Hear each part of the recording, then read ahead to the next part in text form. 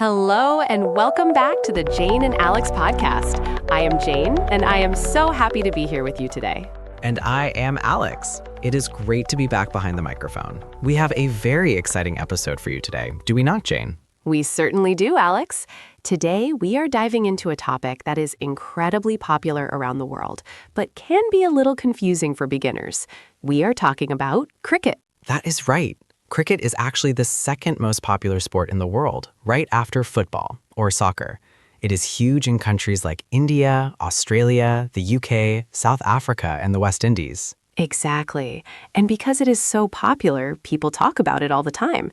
If you are learning English and you want to make friends in these countries, understanding a little bit about cricket is a superpower. It really is. It is a great conversation starter. So today, we are going to learn the basic vocabulary, how to talk about international leagues like the IPL, and some common idioms that come from the sport. I am really looking forward to this. I admit, Alex, I do not know everything about cricket, so I will be learning along with our listeners today. That is perfect, Jane. I will guide you through it. By the end of this episode, you will be ready to chat about the latest match with confidence. Before we start swinging the bat, did I say that right? You did. Swinging the bat is correct. Great. Before we start swinging the bat, we have a small favor to ask. Yes, we do. If you enjoy our podcast and want to help us keep making these English lessons, please take a moment to hit the like button on this video. And make sure you subscribe to the channel. It really helps us out, and it ensures you never miss a new episode. We upload new conversations every week to help you improve your speaking and listening skills. So please click subscribe now. We really appreciate your support. Now, Jane, let us get into the world of cricket. Let's do it. So, Alex, imagine I'm at a social gathering, maybe a barbecue or a dinner party, and someone brings up cricket. What is the first thing I need to understand? Well, the first situation is simply understanding the setup of the game. You need to know the very basics so you don't look completely lost. That makes sense. I know there is a bat and a ball, but what else? Okay, let's visualize it. Cricket is played on a large oval field. In the very center, there is a rectangular strip called the pitch. The pitch. Okay, I've got that. And that's where the main action happens, right? Exactly. At each end of the pitch, there are 3 wooden sticks standing up. These are called stumps. Together, they form the wicket. Ah, the wicket. I've heard that word. So the wicket is the target. Yes, the bowler, that is the person throwing the ball, wants to hit the wicket. The batter wants to hit the ball away to stop it from hitting the wicket and to score runs. Runs. That sounds like baseball. In baseball, you score runs too. It is similar to baseball in that sense. You score runs by running back and forth between the wickets or by hitting the ball to the boundary of the field. Okay, so if I hit the ball really far, I get more runs. Precisely. If the ball hits the boundary rope after touching the ground, it is 4 runs. If you hit it in the air over the boundary, like a home run in baseball, it is 6 runs. Wow, 6 runs. That must be exciting. It is the most exciting part. Fans go crazy when someone hits a 6. So in a conversation, if someone says he hit a massive 6, that means he hit the ball really far. Exactly. You are catching on fast, Jane. Thanks, Alex. Now, I often hear people talking about different types of cricket. Like some games last for days. Is that true? Yes, that is true. And that leads us to our next important point, the formats. This is crucial for international leagues.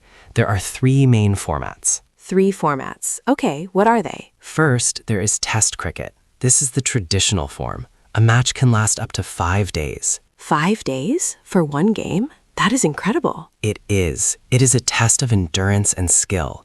Players wear traditional white clothes. It is very prestigious, but it is slow. I can imagine. What is the next one? Next is One Day International, often called ODI. As the name suggests, the game finishes in 1 day. It usually takes about 7 or 8 hours. Okay, that's more manageable. And the third one? The third one is the most popular right now for leagues. It is called T20 or 2020. T20. I see that written down a lot. Why is it called T20? Because each team only plays 20 overs. An over is a set of 6 balls thrown by the bowler.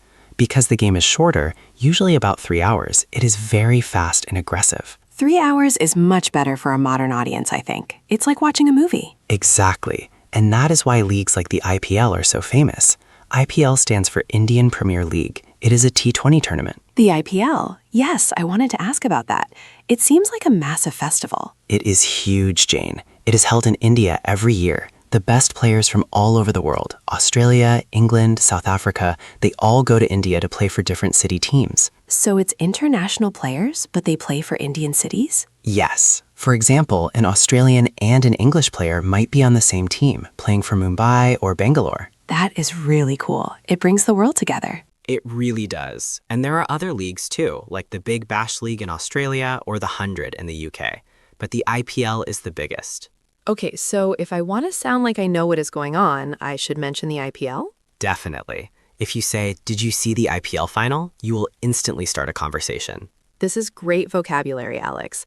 But I know that cricket has also given the English language a lot of idioms, phrases we use in daily life that come from the sport. That is very true. We use cricket phrases all the time, even when we are not talking about sports. Let us look at a few common ones. Yes, let's do the common phrases section. What is the first one? The first one is to be stumped. To be stumped. We talked about the stumps on the field. What does it mean as an idiom? If you are stumped, it means you are confused or you do not know the answer to a question. You are stuck. Oh, I use that all the time. Like, I was stumped by the math exam. Exactly.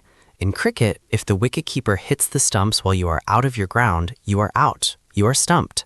So in life, it means you are defeated by a problem. I love that. What is another one? How about a sticky wicket? A sticky wicket. That sounds funny. What does it mean? A sticky wicket refers to a difficult situation. In the game, if the pitch, the wicket, is wet or sticky, the ball bounces unpredictably. It is hard to bat. So if I'm in a difficult situation at work, I can say I'm on a sticky wicket? Yes. Or this negotiation is a bit of a sticky wicket. It sounds very British and sophisticated. I will try to use that one. Do you have one more? Yes. To have a good innings. An innings. That's the time a player is batting, right? Correct. If someone has had a good innings, it usually means they have had a long and successful life or career. We often say it when someone retires or passes away. That is a lovely phrase. He had a good innings. It sounds very respectful. It is. Cricket is often called a gentleman's game, so the language is often quite polite and respectful. Now, Alex, let us move on to some example conversations. I want to hear how these phrases sound in a real dialogue. Good idea. Let's start with a casual conversation between two friends watching a game on TV. Okay, I'll be one friend and you be the other. Great. I will start. Wow, did you see that shot? That is definitely going for 6. Yeah, he's in great form today. Which team are you supporting? I'm supporting Chennai. They have the best captain. What about you? I just like watching a good match. The atmosphere looks amazing. Pause there. That was a very natural, simple conversation. It felt natural. I asked, which team are you supporting? That seems like a safe question. It is the best question. It allows the other person to talk about their passion. And you said he is in great form. That is a great phrase. In form means playing well. In form. Got it. Let us try a slightly more formal conversation. Maybe at an office coffee break? Okay, let us pretend we are colleagues. Alex, did you catch the cricket highlights last night? I did actually. It was a very close match. I thought England was going to lose. Me too. It was a bit of a sticky wicket for them in the middle overs, wasn't it? Absolutely. But they managed to recover. It was a good result in the end. See? I used sticky wicket. You did, and you used it perfectly. It showed you understood the game was getting difficult for them. I feel like I'm sounding more like a cricket fan already. You are doing great, Jane. But we should also talk about common mistakes. Learners often get a few things wrong when talking about cricket. Oh, please tell me. I do not want to make embarrassing mistakes. One common mistake is confusing cricket terms with baseball terms. For example, in cricket, we do not say pitcher. We don't? But they pitch the ball, right? The action is similar, but in cricket, we call the player a bowler, and they bowl the ball. Ah, okay. So not who is pitching today, but who is bowling today. Exactly. Another mistake is the word field. In baseball, you have the outfield and infield. In cricket, we usually just say the field, and the players are fielders. Okay, simple enough. Any other big mistakes? Yes, getting the score wrong. In American sports, you usually say the score like 10-5. In cricket, the score is usually the number of runs and the number of wickets lost. Oh, that is confusing. How do you say it? You might say Australia is 150 for 3. 150 for 3. That means 150 runs and 3 players are out. Spot on. Or sometimes in Australia, they say 3 for 150. But 150 for 3 is the most common international way. Don't say the score is 150 and 3. Say 150 for 3. 150-4-3. I will remember that preposition for. Good. Now, how about we talk about sounding more natural? We want our listeners to sound fluent, not like a textbook. Yes, give us the secrets, Alex. One tip is to use nicknames. Cricket teams often have nicknames. The Australian team is the Aussies. The New Zealand team is the Black Caps. The Black Caps? Why? Because they were black caps. It's very literal. The Indian team is often called the Men in Blue. I like that. So instead of saying New Zealand won, I can say the Black Caps won. Exactly. It makes you sound like a real fan. Another tip is to express emotion about the pace of the game. Cricket can be slow, then suddenly very fast. So I could say something like, the game is really heating up. Yes, or it is a nail biter. A nail biter? That means it is so exciting I am biting my fingernails? Yes, if a match is very close at the end, it is a nail biter. I love these expressions. Okay, Alex, I think I am ready for practice time. Let's do a longer scenario. I want to test everything I have learned. All right, Jane, let's set the scene. We are at a sports bar. The World Cup is on. It is a T20 match between India and Australia. It is the final over, the last 6 balls. It is very tense. Okay, I am nervous just thinking about it. Let's go. I can't believe it has come down to this. 6 balls left and they need 10 runs to win. It is a real nail biter, isn't it? Who is bowling this over? It looks like Stark is bowling. He's fast. It is going to be tough for the batter. I hope he doesn't get stumped. The pressure must be intense. Oh, look at that. He hit it in the air. Is it going for 6? Yes, that is a massive 6. What a shot. Now they only need 4 runs from 5 balls. The men in blue are going crazy in the stands. This is amazing. I love T20 cricket. It is so much faster than Test cricket. Agreed. Oh, watch out. Next ball coming. And scene. Wow, Alex, that was fun. I actually felt the excitement. You did brilliantly, Jane. You used nail biter, you asked who is bowling, you recognized a 6, and you mentioned the team nickname. Perfect. Thank you. I feel much more confident now. I think I could actually hold a conversation about cricket without feeling silly. You definitely could. And remember, cricket fans love explaining the game. If you don't understand something, just ask. Say, what happened there? Or why was that a foul? Well, actually we say, why was that a wide or a no ball? See, there's always more to learn, but the basics we covered today are a great start. Absolutely. Let's do a quick recap of what we learned today. Sure.